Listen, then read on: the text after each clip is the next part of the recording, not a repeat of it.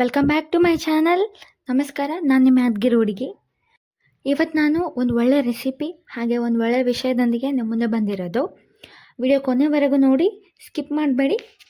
Evening ಟೈಮಲ್ಲಿ ಯಾವಾಗಾದರೂ ಸುಮ್ಮನೆ ಕುಳಿತಿದ್ದಾಗ ಈಸಿಯಾಗಿ ಒಂದು ರೆಸಿಪಿ ಬೇಕು ಅಂದರೆ ಅದು ಮ್ಯಾಗಿನೇ.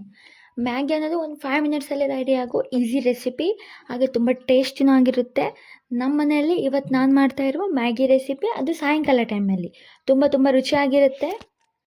ನಾರ್ಮಲಾಗಿ ಮ್ಯಾಗಿ ಹೇಗೆ ಮಾಡ್ತಾರೆ ಅಂತ ಎಲ್ಲರಿಗೂ ಗೊತ್ತಿದೆ ರೆಸಿಪಿ, ಬಟ್ ನಾವು ಮಾಡೋ ರೆಸಿಪಿ ಸ್ವಲ್ಪ ಚೇಂಜ್ ಇರುತ್ತೆ, ಹಾಗೆ ಟೇಸ್ಟ್ನೂ ಇರುತ್ತೆ. ಎದಕ್ಕಂದರೆ ಈ ಥರ ತಿನ್ನೋದ್ರಿಂದ ಬಾಯಿಗೆ ರುಚಿ ಅನ್ನೋದು ಕೊಡುತ್ತೆ. ನಾರ್ಮಲಾಗಿ ತಿನ್ನೋದ್ರಿಂದ ಸೇಮ್ ರುಚಿನೇ ಇರುತ್ತೆ, ಬಟ್ ಇದು ಆ ಥರ ಎಲ್ಲ ತುಂಬ ರುಚಿ ಇರುತ್ತೆ. ನೀವು ಮನೇಲಿ ಒಂದ್ಸಲ ಟ್ರೈ ಮಾಡಿ. ರೆಸ್ಟೋರೆಂಟಲ್ಲಿ ಹೇಗೆ ಮಾಡ್ತಾರಲ್ಲ ಅದೇ ಥರ ರುಚಿನೇ ಬರುತ್ತೆ. ನಮ್ಮ ಮನೆಯಲ್ಲಿ ಎಲ್ರಿಗೂ ತುಂಬ ಇಷ್ಟ ನಾ ಮಾಡೋ ಮ್ಯಾಗಿ. ಫಸ್ಟ್ ಆಫ್ ಆಲ್ ಎಲ್ರಿಗೂ ಹೇಳೋದು ಅಂದರೆ happy mother's day. Mother's day ದಿನ ತಾಯಿಯವ್ರಿಗೆ ಈ ಥರ ಮ್ಯಾಗಿ ಮಾಡ್ಕೊಳ್ಳೋದ್ರಿಂದ ತುಂಬ ಇಷ್ಟ ಆಗುತ್ತೆ. ಒಂದ್ಸಲ ಟ್ರೈ ಮಾಡಿ, ಮದರ್ಸ್ಗೆ ಸರ್ಪ್ರೈಸ್ ಕೊಡಿ. ನಿಮ್ಮ ಮದರ್ಗೆ ನೀವು ಮದರ್ಸ್ ಡೇ ದಿನ ಯಾವ ಥರ ಸರ್ಪ್ರೈಸ್ ಕೊಟ್ಟಿದ್ದೀರಾ ಒಂದು ಸತಿ ಕಾಮೆಂಟ್ ಮಾಡಿ. ನಮ್ಮ ಲೈಫ್ನಲ್ಲಿ ನಾವೆಷ್ಟೇ ದೂರ ಇದ್ರೂ, ಎಷ್ಟೇ ದೂರದಲ್ಲಿ ಹೋದ್ರೂ, ಯಾರನ್ನೂ ಮರೆತರೂ ಪರವಾಗಿಲ್ಲ, ಅಮ್ಮನ ಮಾತ್ರ ಮರಿಬಾರ್ದು. ಇನ್ನೊಂದು ವಿಷಯ ಹೇಳಬೇಕಂದ್ರೆ, ಅಮ್ಮ ಅಂತೂ ಯಾವತ್ತೂ ಪ್ರೀತಿಯಾಗಿ ನೋಡ್ಕೋತೀವಿ, ಬಟ್ ಹೆಂಡತಿ ಕೂಡ ಬೇರೆ ಮನೆಯಿಂದ ಒಂದು ಹುಡುಗಿಯಾಗಿ ನಮಗೋಸ್ಕರ ಬಂದಿರೋರು ಇರ್ತಾರೆ. ಅವ್ರನ್ನ ಯಾವತ್ತೂ ಬಿಟ್ಕೊಡ್ಬಾರ್ದು, ಅವ್ರನ್ನ ತುಂಬ ಪ್ರೀತಿಯಿಂದ ನೋಡ್ಕೊಳ್ಬೇಕು. ಈಗ ವಿಷಯಕ್ಕೆ ಬಂದರೆ, ನನಗಂತೂ ಯಾವುದೇ ಥರ ಅಡುಗೆ ಮಾಡೋಕ್ಕೆ ಬರ್ತಿರ್ಲಿಲ್ಲ. ನಾನೆಲ್ಲ ಅಡುಗೆ ಕಲಿತಿದ್ದು ನಮ್ಮ ಅಮ್ಮನ ಕೈಯಲ್ಲೇ. ನಮ್ಮಮ್ಮ ಮಾಡಿರೋ ರೆಸಿಪೀಸ್ ಎಲ್ಲ ನನಗೆ ಬರುತ್ತೆ. ಹಾಗೆ ಅದರಲ್ಲೊಂದು ಮ್ಯಾಗಿ. ನಮ್ಮ ಮಮ್ಮಿ ಎಲ್ಲ ಥರದ ಅಡುಗೆ ಮಾಡ್ತಾಳೆ, ಬಟ್ ಮ್ಯಾಗಿನೂ ಒಂದು ವೆರೈಟಿ ಥರ ಮಾಡ್ತಾಳೆ. ನಮ್ಮ ಅಮ್ಮನ ಕಡೆಯಿಂದನೇ ನಾನು ತೊಗೊಂಡಿರೋ ರೆಸಿಪಿ ತುಂಬ ಚೆನ್ನಾಗಿರುತ್ತೆ. ಈ ಥರ ಒಂದು ಸತಿ ಟ್ರೈ ಮಾಡಿ. ನನಗೆ ನಮ್ಮಮ್ಮ ಅಂದರೆ ತುಂಬ ಪ್ರೀತಿ. ನಮ್ಮಮ್ಮ ಏನೇ ಅಡುಗೆ ಮಾಡಿದ್ರು ನನಗೆ ಅದ್ಭುತವಾಗಿರುತ್ತೆ, ತುಂಬ ಚೆನ್ನಾಗೂ ಇರುತ್ತೆ. ಅಷ್ಟು ಪ್ರೀತಿಸಿದ್ನಿ, ಅಷ್ಟು ಪ್ರೀತಿನ ಅಡುಗೆ ಮಾಡ್ತಾಳೆ ನಮ್ಮಮ್ಮ. ತಂಗಿಯಾಗಿ ತುಂಬ ಪಾತ್ರಗಳು ವಹಿಸ್ತಾಳೆ. ಅವಳೊಂದು ಅದ್ಭುತವಾದ ಜೀವ, ಅದೊಂದು ಅದ್ಭುತವಾದ ವಿಷಯ. ಈಗ ಮ್ಯಾಗಿ ಹೇಗೆ ಮಾಡೋದಂದರೆ, ನಮ್ಮ ಮನೆಯಲ್ಲಿ ಯಾರೂ ತರಕಾರಿಗಳು ತಿನ್ನಲ್ಲ.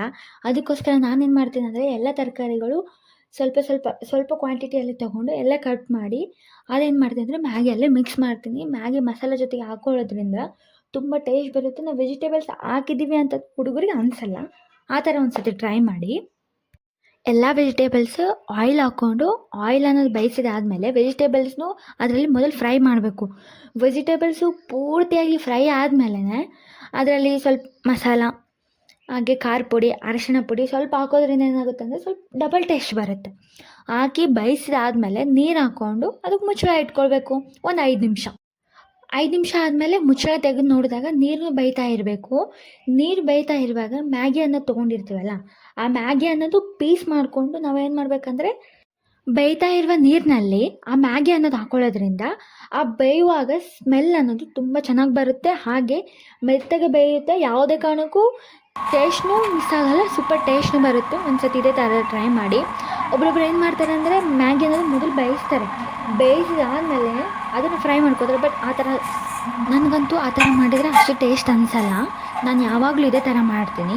ಎದಕ್ಕಂದರೆ ಮ್ಯಾಗಿ ಅನ್ನೋದು ನೀರಿನ ಜೊತೆ ಬೇಯೋದ್ರಿಂದ ಆ ಟೇಸ್ಟ್ ಅನ್ನೋದು ತುಂಬ ಅದ್ಭುತವಾಗಿ ಕಾಣಿಸುತ್ತೆ. ಹಾಗೆ ಫ್ಲೇವರ್ನ ಬಾಯಿ ಅಂದ್ಕೊಳ್ಳುತ್ತೆ, ಮಸ್ತ್ ಚೆನ್ನಾಗಿರುತ್ತೆ. ನಮ್ಮನೇಲಿ ಮ್ಯಾಗಿ ಆದರೆ ನಾನು ಇದೇ ಥರ ಮಾಡ್ತೀನಿ, ನಮ್ಮಮ್ಮನೂ ಇದೇ ಥರ ಮಾಡ್ತಾರೆ, ತುಂಬ ಚೆನ್ನಾಗಿರುತ್ತೆ. ಹಾಗೆ ನೀವು ಯಾವ ಥರ ಮಾಡ್ತೀರಾ ಅಂತ ನಾನು ಒಂದ್ಸತಿ ಕಮೆಂಟ್ ಮಾಡಿ. ಇವತ್ತು ಮದರ್ಸ್ ಡೇ ಇದೆ ಅಲ್ಲ, ಎಲ್ರಿಗೂ ಇನ್ನೊಂದ್ಸತಿ ಹ್ಯಾಪಿ ಮದರ್ಸ್ ಡೇ. ಇದೇ ಥರ ಇನ್ನೂ ರೆಸಿಪೀಸ್ ವೀಡಿಯೋಸ್ ಬರ್ತಾನೆ ಇರ್ತವೆ. ನಮ್ಮ ಚಾನಲ್ನ ಸಬ್ಸ್ಕ್ರೈಬ್ ಮಾಡ್ಕೊಳ್ಳಿ. ಇದೇ ಥರ ನೀವು ನಿಮ್ಮ ಲವ್, ನಿಮ್ಮ ಸಪೋರ್ಟು ನಮ್ಗೆ ಜಾಸ್ತಿ ತುಂಬ ಅವಶ್ಯಕತೆ ಇದೆ. ಎದಕ್ಕಂದರೆ ಇವಾಗ ಸ್ಟಾರ್ಟ್ ಮಾಡಿರುವ ಚಾನಲು ತುಂಬ ಗ್ರೋ ಆಗಬೇಕಾದ್ರೆ ನಿಮ್ಮ ಸಪೋರ್ಟ್ ಬೇಕೇ ಬೇಕು ನಮಗೆ. ಮ್ಯಾಗಿ ಎಲ್ಲ ಪೂರ್ತಿ ಬೇಯ್ದಾದ್ಮೇಲೆ ಅದನ್ನು ಪ್ಲೇಟಲ್ಲಿ ಹಾಕ್ಕೊಂಡು ತಿನ್ನುವಾಗ ಅದೊಂದು ಅದ್ಭುತವಾದ ರುಚಿ ಬರುತ್ತೆ. ಮಾಡಿಕೊಟ್ರೆ ದೊಡ್ಡವ್ರಿಗಿಂತ ಹುಡುಗರೇ ಜಾಸ್ತಿ ಇಷ್ಟಪಡ್ತಾರೆ. Thank you all.